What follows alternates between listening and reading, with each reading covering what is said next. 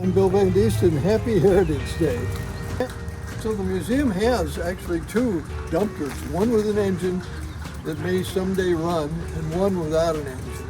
One's in front of the museum, one's in back of the museum. They're in their original factory color. When you come to the museum, you can take a look and you can actually climb up to the seating area and have your picture taken. We're standing either in the front or the back of a Koehring dump door, which was made in Milwaukee, and the line of dumptors was made between the 1930s and the 1950s.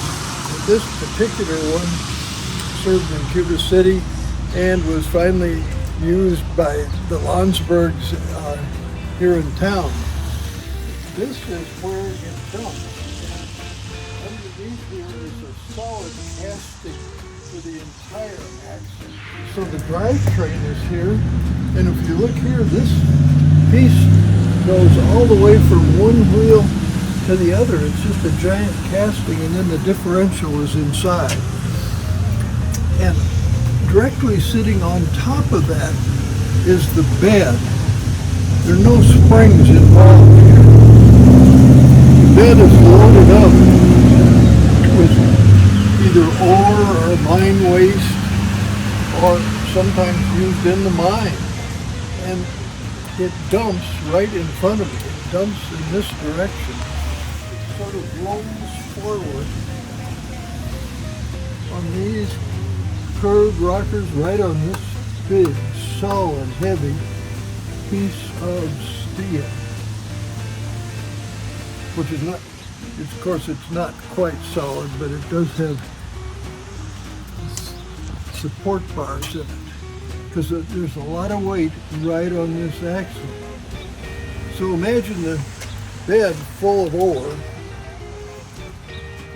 all this weight on these two wheels which do not steer, and how does it get here? Well, let's take a quick look. And we've got a steering wheel and a driver who's pointed in the direction that it dumps.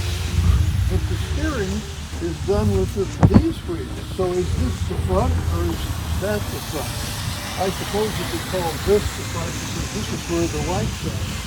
But if you notice up at the seat, if the driver is driving it in the direction facing me, he's got to turn his neck around and look backwards. It's got 3 speeds forward, 3 speeds backward. And the skill on this dumpster is to pull the latch at the right time so that this rocks forward and dumps the contents. We're looking at the second Koehring dumpster, and this is out in back of the museum, and it doesn't have an engine, but one could be placed in it. And you can see that it's steerable with these two wheels.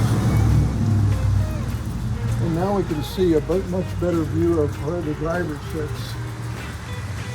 And we can see up at the top the latch key that he can pull to dump the load.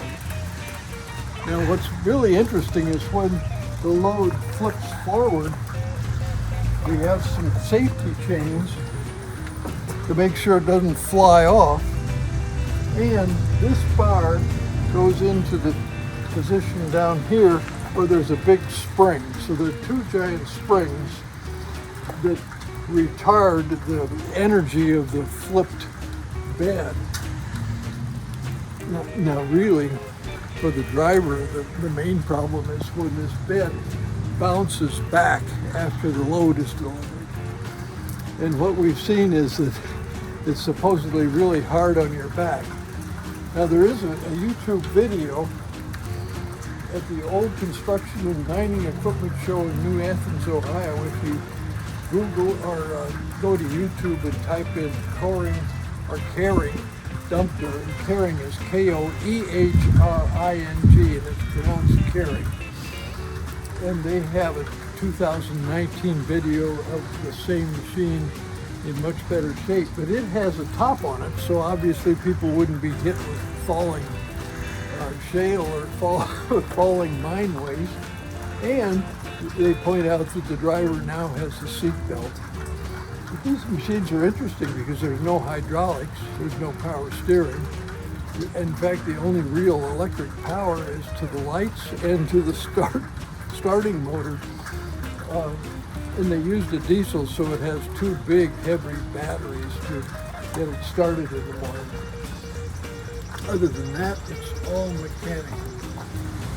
So both these machines were refinished last year. They were first sandblasted and then painted by J&S Mobile Blasting. Joe Hayes from Benton, and they did a great job on it with the funding from the Platteville Community Fund, which made all the difference in the world.